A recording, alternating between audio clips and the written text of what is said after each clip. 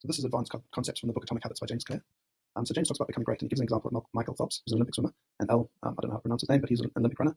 So Michael had short legs but a big torso, and the runner had long legs and a short torso. So the idea here is you need to align your genetics with your pursuits. So if the runner tried to be a swimmer, it wouldn't have worked, whereas if Michael tried to be a runner, probably wouldn't have worked. In terms of personality, so your personality influences your behavior. So some personality types here are curious and inventive, to cautious and consistent, organized and efficient to easigoing and spontaneous, outgoing and energetic to solitary and reserved, friendly and compassionate to challenging and detached, anxious and sensitive to confident, calm and stable. So you want to try and align your habits with your personality. An example here, if you prefer reading romance novels versus nonfiction, or rock climbing versus working out at the gym.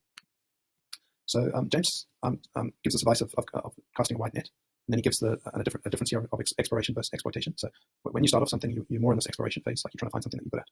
But then once you found something you're good at, you really want to exploit that as much as you can. So what feels like fun to me but work to others, what makes me lose track of time, that would be something that would you'd potentially be good at. Where do I get greater returns than the average person, and then what comes naturally to me? The Goldilocks rule is, and then it's something being just difficult enough. So when something's just difficult enough, we perform at our best. So he gives an example here of Steve Martin, who started comedy as a teenager, and he spent 10 years practicing, 4 years refining, and 4 years in success. So he just carried on doing things that were just difficult enough to get him to a point where he finally was successful. And then an example here of this rule is, if you played tennis versus a toddler, it would be too easy and boring. Whereas if you played against Roger Federer, it would be he'd probably just destroy you. So you'd just give up. There's this concept of loving boredom, and this came from talking to a great coach. And this great coach basically said, at the end of the day, it comes down to who can handle the boredom of training every day. And then in terms of mastery, good habits are bad if they become automatic. So once a habit becomes automatic and we stop thinking about it, we no longer improve. So to achieve mastery, you need habits plus deliberate practice. So that would eventually lead down the path to mastery. And then James talks about reflection and review, and he gives this example of the Lakers. So they have this concept called their career best effort.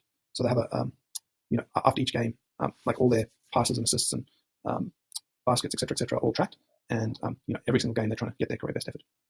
And he also talks about doing an annual review, saying what went well this year, what didn't go so well, what did I learn, and also an integrity report. What are your core values that drive your life and work? How am I working with integrity right now, and how can I set a high standard in the future? So you can grab a free copy of my mind map of James Clear's Atomic Habits from my website. So just head over to my website and sign up, and you can download this mind map that I've done of Atomic Habits. Thanks very much for watching, and I hope you found this useful.